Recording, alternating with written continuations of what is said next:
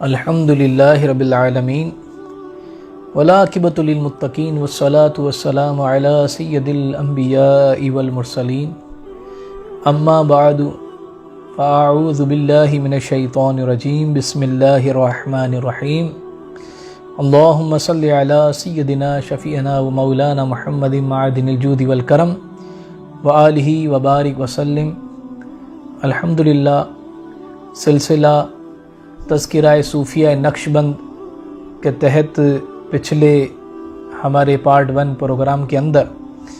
جو ہم ذکر خیر کر رہے تھے، اپنے وقت کے بہت بڑے ولی کامل شیخ کامل سلطان العارفین حضرت بایزید بستامی رحمۃ اللہ تعالی علیہ کا ہم ذکر خیر سن رہے تھے، اور اس کا کچھ حصہ بقیہ ہم نے عرض کی تھی آپ کی خدمت میں کہ انشاءاللہ پارٹ 2 میں بیان کریں گے۔ تو آئیں اپنے سلسلے کو آگے بڑھاتے ہیں کہ جب بیان کیا جاتا ہے کہ حضرت بایزید بستامی رحمۃ اللہ تعالی علیہ جب عازم سفر حج ہوئے، جب حج کے لیے سفر اختیار فرمایا، تو بیت اللہ آپ نے فرمایا کہ بیت اللہ دنیا کے بادشاہوں کا دربار نہیں جہاں انسان یک بارگی پہنچ جائے۔ اب کمال دیکھیے اس ولی کامل کا، اللہ والوں کے انداز ہی اپنے ہوتے ہیں۔ سید اعلیٰ حضرت امام محمد رضا فاضل بریلوی رحمۃ اللہ تعالی علیہ کے جب سفر حج دیکھ لیں، آپ امام مالک کا سفر حج دیکھ لیں، مدینہ پاک کی آباد حاضریاں دیکھ لیں، بزرگان دین کا جب بھی آپ سفر حج دیکھیں گے، بابا مہر علی شاہ گولڑوی رحمۃ اللہ تعالی علیہ کا جب سفر حج دیکھیں تو بزرگان دین کے انداز ہی اپنے ہوتے ہیں۔ بایزید بستامی رحمۃ اللہ تعالی علیہ کا بھی انداز سنیے کہ ان کا جب سفر حج ہوا اور حج بیت اللہ کے لیے جب عازم سفر ہوئے تو آپ فرماتے ہیں کہ بیت اللہ دنیا کے بادشاہوں کا دربار نہیں کہ جہاں پر یک بارگی بندہ پہنچ جائے، کہ یہاں سے بندہ جس طرح سے وہ اعلیٰ حضرت فرماتے ہیں کہ ہم عشق کے بندے ہیں کیوں بات بڑھائی ہے، کہ لوگ تو واقعی یک بارگی میں چلے جاتے ہیں کہ یہاں سے احرام باندھا اور وہاں پر پہنچ گئے۔ آج تو ٹیکنالوجی کا دور ہے کہ جہاز میں بیٹھے، پہلے کے سفر جو ہے نا وہ اونٹوں اور خچروں پہ ہوا کرتے تھے، پھر ریل گاڑی اور بحری جہازوں کے ذریعے ہوا کرتے تھے، تو یوں آج جہازوں کے ذریعے ہوتے ہیں، تو سفر سمٹ گیا۔ تو بہرحال بایزید بستامی رحمۃ اللہ تعالی فرماتے ہیں کہ یہ بیت اللہ کوئی عام جگہ نہیں ہے کہ دنیا کا کوئی بادشاہ مطلب اپنے اختیار کے تحت وہاں یک بارگی میں پہنچ جائے۔ اب آپ کا انداز کیا تھا؟ چنانچہ اس سفر میں آپ کے جذبہ شوق کا حال یہ تھا کہ چند قدم چلتے اور 2 رکعت نماز نفل ادا فرماتے، اور پھر چند قدم چلتے اور 2 رکعت نماز ادا کرتے۔ اس طرح آپ اس بار رائے حج میں نوافل ادا کرتے ہوئے پورے 12 سال میں مکہ معظمہ پہنچے۔ اندازہ کیجئے کہ اللہ کے اس ولی کے جو سفر حج کا جو انداز ہے وہ کتنا کامل تھا کہ ہر قدم پہ جو ہے نا وہ ہر چند قدم کے بعد جو ہے نا وہ 2 رکعت نفل ادا فرماتے اللہ کی خوشنودی کے لیے، اور پھر سفر حج مطلب جو ہے نا وہ جاری رکھتے۔ تو یوں اس حج کی سعادت حاصل کرنے کے بعد تو پھر مدینہ منورہ حاضر نہ ہو کر سیدھے وطن کے لیے رخت سفر باندھا، کہ بندہ مکے جاتا ہے اور مکے کی حاضری، طواف کعبہ اور حتیم شریف کی زیارتیں، اور پھر حجر اسود کے بوسے، اور اپنا صفا اور مروہ کی جو سعی ہوتی ہے ان سعادت پانے کے بعد پھر تو وہ سفر ہے کہ جس کے طفیل یہ سفر ملا، یعنی بندہ مدینہ طیبہ جاتا ہے، مدینہ منورہ جاتا ہے، روضہ رسول جاتا ہے، اور ان کے طفیل حج بھی خدا نے کرا دیے، تو بندہ حج کرتا ہے تو سرکار کے طفیل، تو وہاں پھر حاضری ہوتی ہے۔ لیکن کمال دیکھیے ہر بزرگ کا اپنا انداز۔ بایزید بستامی رحمۃ اللہ تعالی نے حج کرنے کے بعد، یعنی حج کی سعادت حاصل کرنے کے بعد مدینہ منورہ حاضر نہ ہو کر سیدھے وطن کے لیے رخت سفر باندھا۔ تو کسی نے پوچھا کہ حضرت مطلب یہ تو کوئی معقول بات نہیں کہ حج کے طفیل آپ بندہ مدینے جاتا ہے لیکن حج کو چھوڑ حج کرنے کے بعد مدینہ چھوڑ کے آپ سیدھا اپنے دیش اور اپنے ملک واپس سیدھا آ رہے ہیں۔ تو آپ فرماتے ہیں کہ میرے نزدیک سیدھا جو فرمایا کہ یہ کوئی معقول بات نہیں کہ حج کے طفیل مدینہ منورہ جاؤں، میرے نزدیک حج کو متبوع اور زیارت روضہ مقدسہ کو تابع بنانا خلاف ادب ہے۔ کمال کے یہ انداز تھے ان کے۔ فرماتے تھے کہ مطلب اگر حج بیت اللہ مکہ معظمہ کے لیے اگر میں نے رخت سفر باندھا ہے تو پھر میں مدینہ طیبہ کے لیے بھی علیحدگی میں ایک سفر باندھوں، اور پھر میں اپنے دیش سے مدینے کا سفر باندھوں۔ واقعی ایسے عشق والے بندے ہیں، میرے ایک دوست ہیں مفتی صاحب ہیں، اور اس وقت وہ پنجاب میں رہتے ہیں۔ ان کی جب مدینے کی حاضری ہوئی تو میں نے کہا کہ بھئی آپ یہ فلائٹ وغیرہ ان کی تاخیر ہو رہی تھی، جب میں نے ان سے پوچھا کہ تاخیر کا سبب کیا، تو ان کا یہ انداز تھا، ان کا یہ عشق تھا، ان کا یہ ذوق تھا، شوق تھا، وہ یہ چاہتے تھے کہ مدینے جاؤں اور پھر وہاں سے مکے جاؤں، مکے سے دوبارہ مدینے جاؤں، مدینے سے پھر فلائٹ جو ہے میرے ملک کی واپس ہو، یعنی مدینے سے آنا جاؤں۔ بعض اوقات جب بندہ مدینے جاتا ہے تو مکے سے آنا جانا ہوتا ہے، لیکن بعض ایسے عشق والے ہوتے ہیں کہ ہم عشق کے بندے ہیں، کیوں بات بڑھائیے کہ مدینے ہی جائیں اور مدینے سے ہی واپس ہمارا سفر وہیں سے لوٹنا ہو، تو یوں ہوتا ہے۔ تو بایزید بستامی رحمۃ اللہ تعالی علیہ فرماتے ہیں کہ میرے نزدیک حج کو مطبوع اور زیارت روضہ مقدسہ کو تابع بنانا خلاف ادب ہے۔ مزید فرماتے ہیں کہ اس کی زیارت کے لیے خاص طور پر حاضری دوں گا، پھر آئندہ سال آپ نے زیارت روضہ مقدسہ کے لیے علیحدہ احرام باندھا، اور جب مدینہ منورہ کے لیے روانہ ہوئے تو ہزاروں لوگ آپ کے ہمراہ ہو گئے۔ اندازہ کیجئے کہ ہزاروں لوگ ساتھ ہوئے۔ بہرحال زیارت روضہ منورہ سے فراغت کے بعد آپ نے والدہ محترمہ کی پابوسی کی غرض سے بسطام کا رخ کیا۔ ایک عرصہ دراز والدہ سے اجازت لے کر نکلے تھے۔ ایک عرصے کے بعد مدینے کی بعد اب حاضری کے بعد پھر یہ ارادہ کیا کہ کیوں نہ ماں کی قدم بوسی کے لیے جو ہے نا وہ اپنے وطن واپس جایا جائے بسطام کی جانب۔ تو آپ نے بسطام کا رخ کیا، اور ادھر اہل بسطام نے جب آپ کی تشریف آوری کی خبر سنی تو بسطام سے کافی فاصلے پر آپ کے استقبال کے لیے پہنچ گئے کہ اللہ کا ولی آ رہا ہے۔ اور ہمارے علاقے کے اندر لازمی بات ہے کہ بایزید بسطامی رحمۃ اللہ تعالی کی ایک شہرت تھی، ایک نام تھا کہ آج دوبارہ حضرت جو ہے نا وہ تشریف فرما ہو رہے ہیں، تو لوگ جوک در جوک استقبال کے لیے روانہ ہوئے۔ اور جب آپ کو یہ لوگوں کا ہجوم جب آپ کے دل میں پتہ چلا کہ آپ کے دل میں یہ خیال آیا کہ اگر لوگوں سے ملتا ہوں اور معلوم ہو گیا کہ لوگ میرے استقبال کے لیے آ رہے ہیں، تو آپ کے دل میں یہ خیال آیا کہ اگر لوگوں سے ملتا ہوں تو یاد الہی میں ضرور غفلت ہوگی۔ کمال دیکھیے کہ بعض تو یوں ہوتا ہے کہ مذہبی لوگ بھی ایسے ملتے ہیں کہ جن کی یہ چاہت ہوتی ہے کہ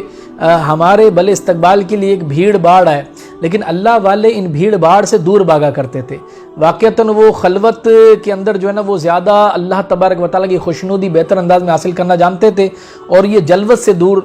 چاہتے تھے کہ ان محفلوں سے ہم دور جائیں۔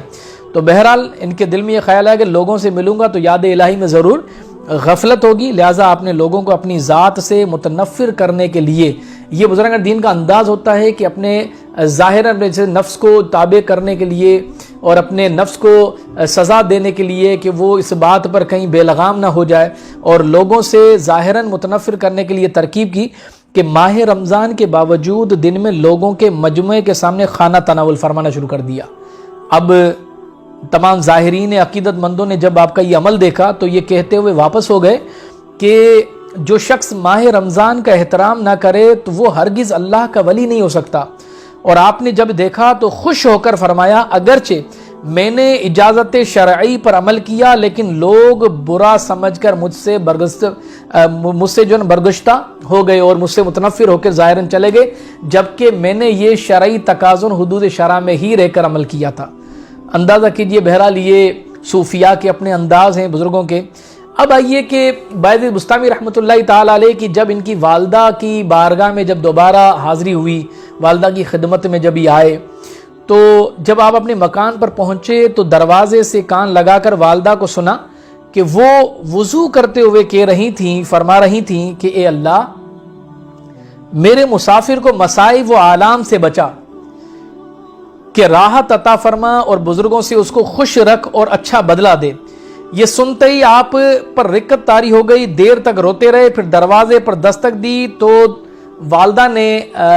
اندر سے آواز دی کہ کون؟ تو حضرت بایزید بستامی رحمۃ اللہ تعالی نے فرمایا کہ آپ کا وہی مسافر کہ جس مسافر کے لیے آپ دعائیں دے رہی ہیں۔ قربان جائیے کہ دروازہ کھول کر اپنے نور نظر کو گلے لگا لیا اور زارو قطار رونے لگی، اور پھر فرمایا بیٹا کہ تم اس قدر طویل سفر اختیار کیا کہ تمہاری مفارقت میں روتے ہوئے میری بصارت زائل ہو گئی۔ اندازہ کیجئے،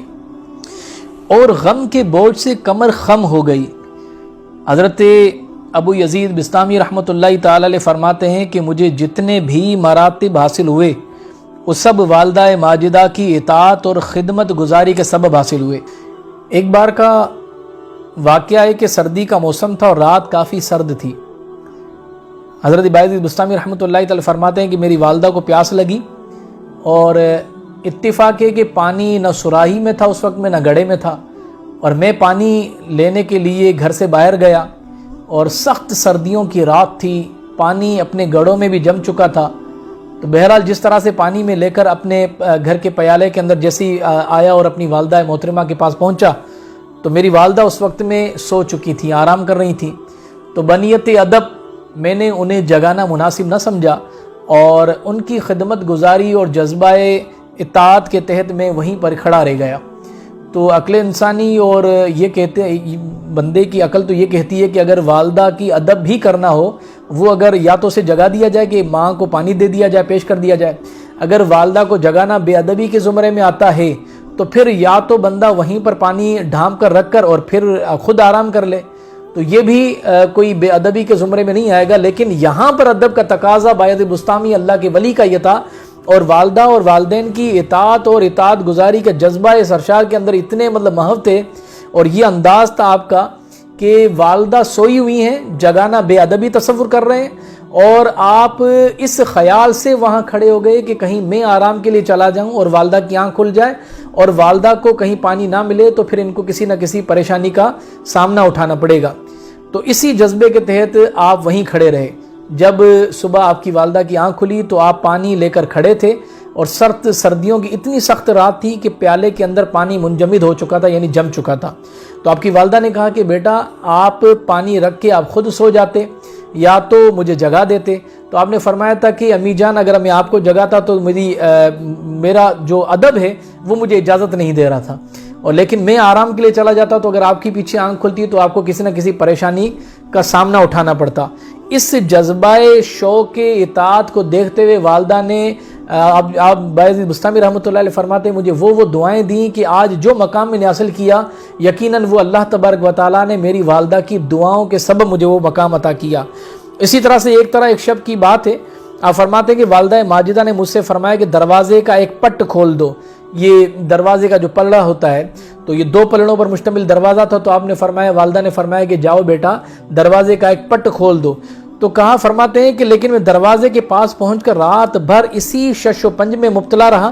اور متفکر کھڑا رہا۔ یہ فکر تھی کہ داہنا پٹ کھولوں یا بایاں،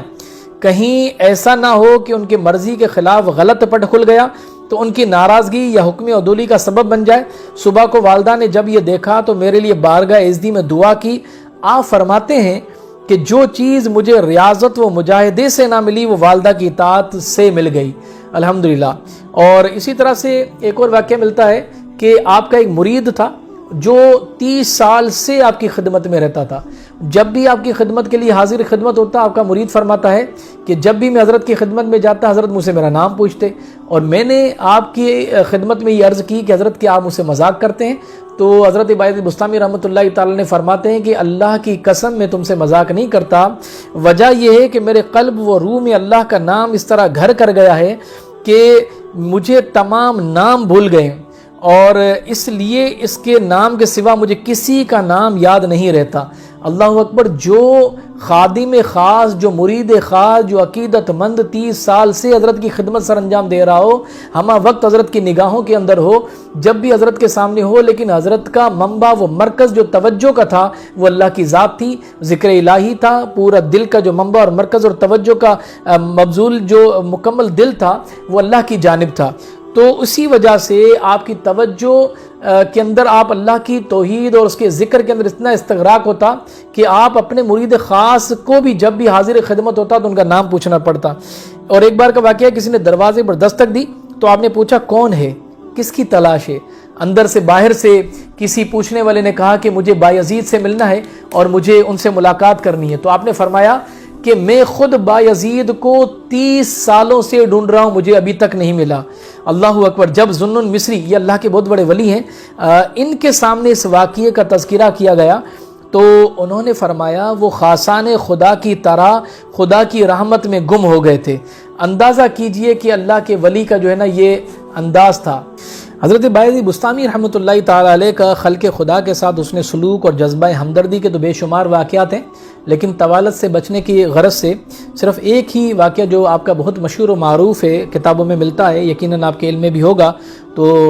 بنیت خیر اور برکت کے لیے دوبارہ عرض کر دیتے ہیں کہ آپ کے پڑوس میں ایک یہودی یا مجوسی رہتا تھا جس کا ایک شیر خوار بچہ تھا، یقیناً آپ نے سنا بھی ہوگا۔ تو ایک بار وہ سفر کی غرض سے باہر گیا تھا اور گھر افلاس و تنگ دستی کا حال یہ تھا کہ اس کی بیوی چراغ روشن نہیں کر سکتی تھی، اور چراغ روشن نہیں ہوتا تو اندھیرا ہوتا تھا، اور اندھیرے میں وہ شیر خوار جو چھوٹا بچہ تھا وہ روتا تھا۔ تو آپ کیا کرتے تھے کہ اپنے گھر کا چراغ جو ہے اس میں تیل ڈال کر اور ان کے روشن دان کے سامنے رکھ دیتے، اور آپ کے چراغ کی روشنی جب مجوسی کے گھر میں پہنچتی تو اسی وقت میں روشنی کی وجہ سے جو بچہ تھا، اسی یہودی یا جو مجوسی کا بچہ تھا، وہ خاموش ہو جاتا۔ تو بیوی کے پاس کافی عرصے کے بعد جب اس کا شوہر پہنچا اور اس بیوی نے سارا تذکرہ کہا کہ حال بتایا کہ بچہ اندھیرے میں روتا تھا، اور اسی طرح سے ہمارے پڑوس میں جو اللہ کے ولی حاجی بایزید بسطامی رحمۃ اللہ تعالی علیہ رہتے ہیں، وہ اپنے گھر کا چراغ اپنی اس کی روشنی جو ہے وہ رکھ دیتے تھے، اس کی روشنی سے ہمارا بچہ خاموش ہو جاتا تھا۔ یہ بھی اللہ والوں کی تبلیغ کا ایک انداز تھا۔ دیکھیں کہ ان کے ایک ایک انداز، ایک ایک عمل کے اندر کیسی مطلب یہ کرامت تھی کہ گویا کہ وہ اس انداز سے بھی یہودی اور مجوسی کو دین کی تبلیغ ہی کر رہے تھے کہ آپ نے چراغ رکھا اور اس کے شوہر اتنے متاثر ہوئے، ان کی بچے کی والدہ اتنی متاثر ہوئیں کہ انہوں نے مشورہ کیا کہ جب اللہ کے ولی کے چراغ کی روشنی ہمارے گھر کے اندر تک آ چکی ہے تو اب یہی کیوں نہ پھر بھی ہمارے جو عقائد ہیں وہ کفر اور شرک کے اندر کیوں اندھیرے کے اندر مبتلا ہیں، لہٰذا جب گھر کے اندر روشنی پہنچی ہے تو حضرت کے عقیدے اور ایمان کی روشنی ہمارے دلوں تک پہنچنی چاہیے۔ تو یوں ایمان حاصل کرنے کے لیے، کلمہ حق بلند کرنے پڑھنے کے لیے آپ حضرت کی خدمت میں حاضر ہوئے اور ان کے دست حق پر ایمان لے آئے۔ یہ آپ کا ایک انداز تھا۔ انشاءاللہ حضرت تذکرہ چل رہا ہے بایزید بسطامی رحمۃ اللہ تعالی علیہ کا، لیکن بقایا جو گفتگو ہے وہ ہمارے تیسرے کلپ کے اندر انشاءاللہ، اور وہ اس ولی کامل، بزرگ کامل، شیخ کامل، سلطان العارفین حضرت بایزید بسطامی رحمۃ اللہ تعالی علیہ کی سیرت پر جو مختلف چند گوشے ہم نے آپ کی خدمت میں رکھے، اس کے حوالے سے آخری کلپ انشاءاللہ جو پارٹ 3 کے تحت ہوگا اس میں آخری گفتگو ہوگی۔ تب تک کے لیے اجازت دیجیے۔ اللہ تبارک و تعالیٰ کا اور ہمارا حامی و ناصر ہو۔ وآخر دعوانا الحمدللہ رب العالمین۔